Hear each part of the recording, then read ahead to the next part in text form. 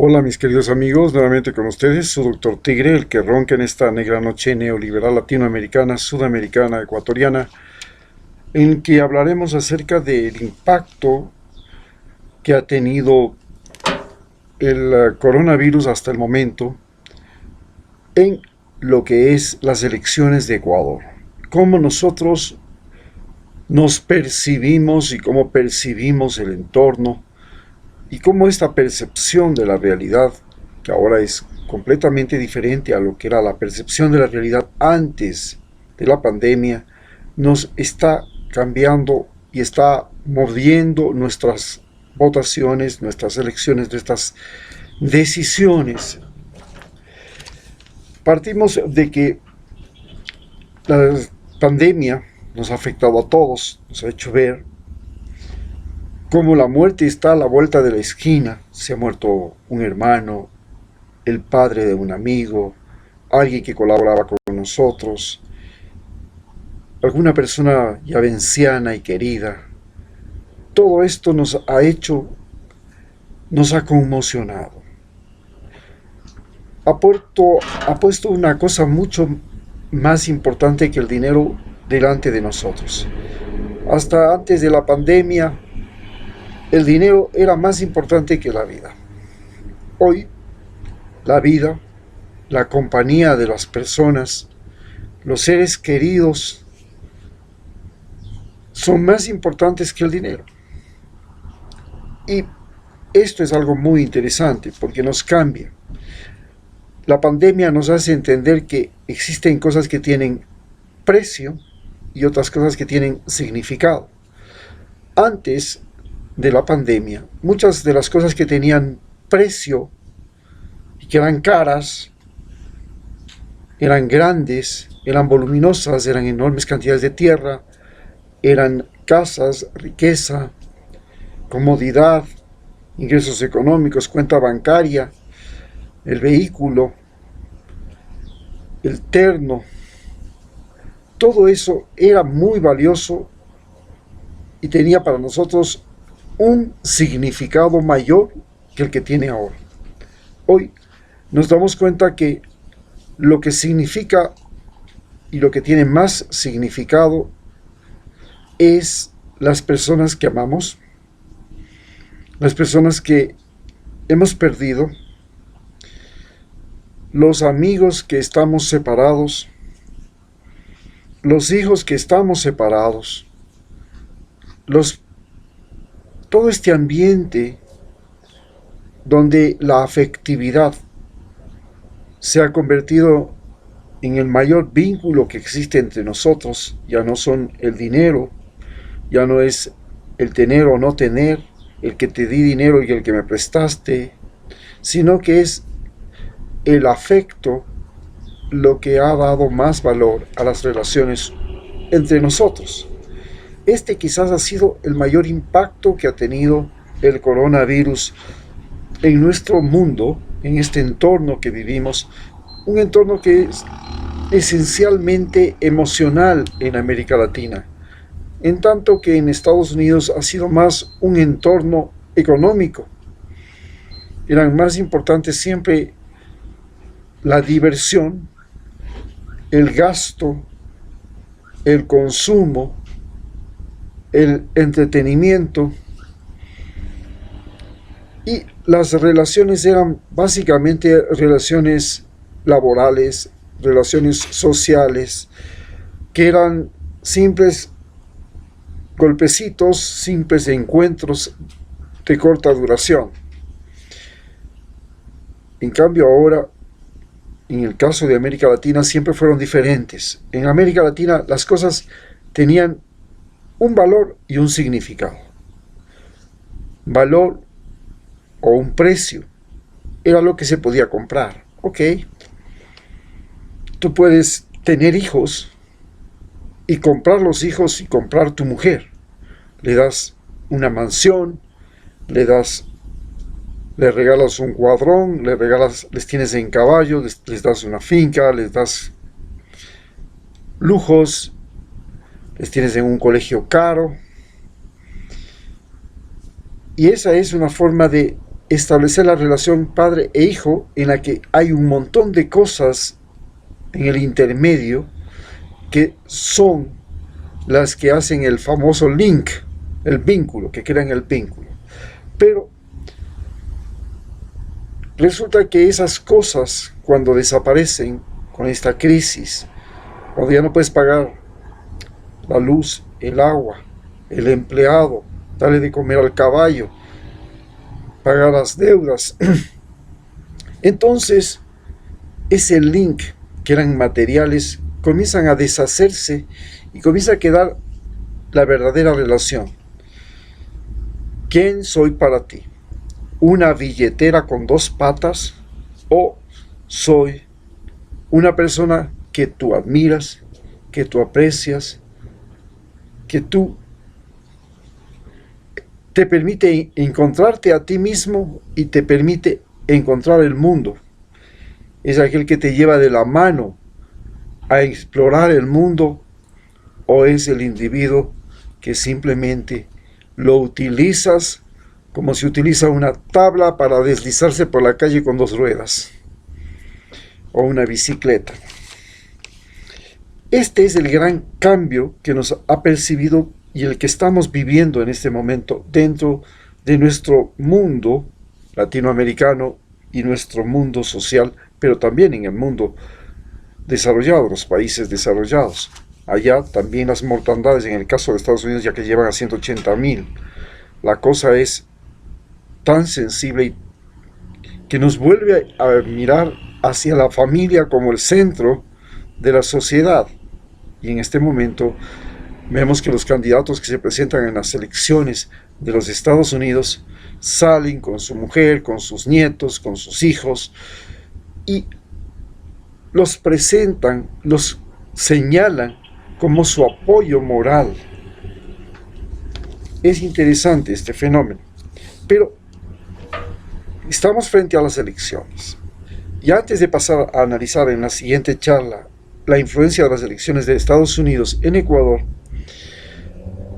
analizaremos cómo vemos a los 12 o 13 candidatos que ya tenemos delante de nosotros y qué es lo que nos mueve en este mundo donde la diferencia entre la religión, la política y lo que eran los gobiernos territoriales, o sea, los virreinatos, las colonias, la época de la colonia, de los imperios, está en que la época de la colonia, donde el poder era lo más importante, las fuerzas armadas eran lo más importante porque ellas conquistaron, ellas mataron, ellas despedazaron a sus enemigos. En ese momento, pues, para el rey lo más importante no era que lo que lo quisieran, era que lo temieran. Y ese fue el concepto con el que actuó Julio César, Calígula, Nerón, en el caso de Roma, o con la que actuó, por ejemplo, Iván el Terrible, o actuó también Gengis Khan, el Atila, el rey de los hunos. Todos estos grandes conquistadores, incluido Alejandro Magno, lo que más querían era que les temieran, no que les quisieran. Y eso fue la recomendación siempre que hizo Maquiavelo. Un gobernante debe buscar que le teman antes que buscar que le quieran. Pero en este momento de la sociedad que estamos viviendo en el mundo entero, hemos cambiado, pasamos de esa sociedad de conquistas territoriales a una sociedad de conquistas morales, que son las religiones. Y tuvimos el Islam y los cristianos matándose entre ellos, y nosotros éramos cristianos, y al otro lado del Pacífico y al otro lado del Atlántico se mataban entre cristianos y moros, cristianos y musulmanes. Entonces había otro, ¿qué era lo que les movía a la gente? Era el fanatismo. ¿Qué es el fanatismo? Se dice que el fanatismo es simplemente la fe sin amor, pero ¿qué es el fanatismo? Es cuando alguien está convencido de que esa verdad es absoluta, es total, es incambiable. Dios no puede ser cuestionado. La religión no puede ser cuestionada. ¿Tú crees o no crees? Punto. Que en la religión hay ángeles, hay demonios, hay santos, hay dioses que tienen 8 brazos. Bueno, esas son creencias y nadie cuestiona esas creencias. Ese era el mundo, antes de que llegáramos a este mundo que es el mundo de la política, donde lo que mueven son las pasiones, no las razones. La gente no vota porque alguien le hace entender algo. Ese es el mundo que estamos entrando, el mundo de la sociedad del conocimiento, gracias al internet, a la educación, a la universidad, al colegio, a la escuela, a la información, a los medios de comunicación. Estamos entrando en la sociedad del conocimiento donde sí, las pruebas, las evidencias, la constatación de algo es lo que decide, lo que prueba, lo que sirve para que tomes decisiones. Pero en este momento en Ecuador y en Estados Unidos se vive lo que se llama el poder político. En el poder político, ¿qué es lo más importante? En el poder político lo más importante son las pasiones. Yo soy conservador, él es demócrata. Yo soy republicano, él es demócrata. ¿Por qué nos odiamos? Porque somos conservador y demócrata, punto. En Estados Unidos da lo mismo que seas conservador o seas demócrata. Finalmente, los dos hacen las mismas cosas, solamente que el maquillaje cambia.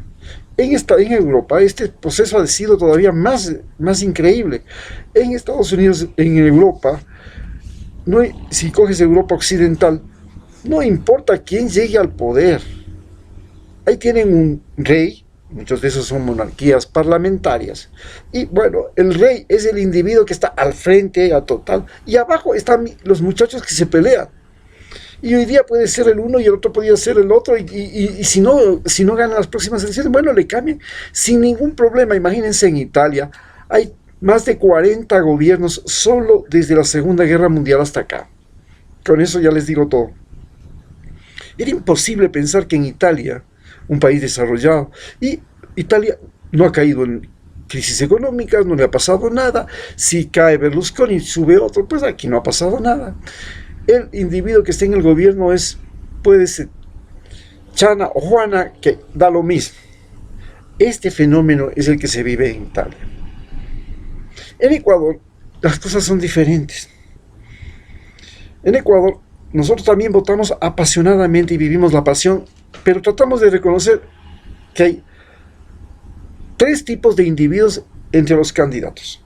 Los unos son los agraciados, los otros son los desgraciados y los otros son los valiosos. Los agraciados, podríamos decir que son agraciados físicamente. Acuérdense que desde la época de antes de Correa y después de Correa y en el tiempo actual, habían chicas de televisión, modelos, habían deportistas, los guapos, los pintucos, los que lucían. Uno puede ser agraciado físicamente, uno puede ser agraciado mentalmente. Por ejemplo, hay escritores, hay pintores, hay cantantes. Ahora tenemos un cantante que es candidato, entonces tiene una gracia, que es saber cantar, se llama Velasco. Tenemos pensadores, tenemos profesores, y ellos eran entonces los agraciados por su profesión, por su actividad. Otros, en cambio, eran agraciados sociales, queridos socialmente. Por ejemplo, los deportistas. Tuvimos deportistas que llegaron a ser asambleístas. Tuvimos campeones, pero también teníamos campesinos, teníamos indígenas y tenemos trabajadores, y todos ellos consideramos que tienen una gracia, la gracia de ser trabajador, la gracia de ser indígena, la gracia de ser afro, la gracia de ser mujer, la gracia, inclusive encontramos gracia en ser discapacitado. Y por supuesto también tienen gracia los que tienen billete. Si tienes billete y llegas en un carrazo y luces como Donald Trump y te consideras un hombre exitoso, todo el mundo dice, ay no, ese es guapo. Es que no hace falta la cara, hace falta la billetera. Es una linda mujer, porque mira el carro en el que anda, ¿para qué más quieres más? Hay muchachos que están diciendo, lo que yo quiero es una mujer que tenga todo en el cuerpo y tenga también una casa, un carro y todo, y que me dé tiempo libre para pasear con otra. Ese es el sueño por aquí. Entonces, este es el agraciado. Y tenemos el atractivo. Entonces hay una cosa muy importante que es tener atractivo, tener fama. Eso es lo que le da gracia al individuo. Y bueno, podemos decir que hay en la sierra, por ejemplo, gente que le reconocemos que tiene alguna gracia. Por ejemplo, Leonidas Issa, bueno, es un indígena con su pinta, con su traje, con su autenticidad, es auténtico por donde le mires, pucha, entonces esa es la gracia de él. Y, por ejemplo, las mujeres serranas, bueno, nadie discute, ahí está la Graviela Rivadeneira, tiene su gracia, ha sido presidenta del Congreso, es una mujer simpática, ahora está prófuga, pero eso le hace todavía más interesante, en fin, tiene su gracia, como se dice. Y nosotros en la costa tenemos también, pues, gente que ha sido, que ya le vamos reconociendo que tiene gracia. Por ejemplo, no hay nada que hacer. En el internet hay un muchacho que se ha logrado, un abogado joven que ha logrado convertirse en un individuo que tiene su atractivo, su carisma, Pedro Granja, bueno, tiene su toque, como se dice. Y tenemos al Jimmy Jairala, que es un tipo bien parecido, que luce bien, buen aspecto, tiene una voz, es un locutor, es un periodista, y inclusive la Cintia Viteri, ¿qué puedes decir? No, que no es una mujer que tenga gracia, tiene su encanto, tiene sus cosas, parece una Barbie, pero bueno, es una Barbie que atrae, ¿no? Que tiene su atractivo. En la Amazonía, bueno, tenemos pues al Jaime Vargas. ¿Quién puede decir que Jaime Vargas ya cuando se pone su coronita no tenga gracia? Pues bien parado, un berraco, se le nota su ñeque, ay bueno. Pero por el otro lado tenemos también los desgraciados. También tenemos que elegir entre los candidatos a los que están candidatos ahora, los que podríamos llamar los desgraciados. Los desgraciados no solamente pueden ser porque son desgraciados porque son desafortunados, sino que también porque son sufridos, porque son perjudicados o porque son unos malvados. Entonces, entre los desgraciados, la característica fundamental que, ¿cómo reconocemos a un desgraciado? Es porque nos causa repudio. La desgracia de él nos puede contagiar. Uy, qué pena, puta, mejor me voy por aquí, por allá. Pero también la desgracia es, otros son desgraciados porque llegan al poder y en el poder hacen lo que les da la gana. Hemos visto, y nos hacen sentir miedo o respeto, no sabemos qué es, pero son una cadena de personas. Entonces, pues aquí en la sierra ya podemos reconocer a algunos desgraciados, no porque hayan pasado la desgracia del coronavirus, que en ese aspecto tenemos un montón de desgraciados, somos un montón de seres humanos en el Ecuador, ya sabemos, en Quito, Guayaquil, donde más hay estos pobres desgraciados que hemos sufrido la desgracia, hemos visto a nuestros seres queridos morirse, pero también tenemos desgraciados que han llegado al poder. Tenemos una María Paula Romo que trata de aparecer en una entrevista ahí en el canal de televisión después de que los asambleístas le piden al presidente con 125 votos de 130 y pico que le saque, y el presidente dice, no, me voy a sacar, me vale un coño lo que ustedes están diciendo. Así que es una mujer que ha causado desgracia. El 8 de octubre mató gente, en la pandemia causó desgracias, repartió los hospitales, y entonces es en sí una desgraciada porque ha causado desgracias, no porque por otra cosa, ¿no? Lo mismo que muchos emperadores, por ejemplo, Julio César era un desgraciado porque causaba desgracias. Y con ella está pues el Juan Sebastián Roldán y el más notorio de todos, el Lenín Moreno, pues tiene el prepoder y bueno, más desgracia que la que nos ha causado no puede ser.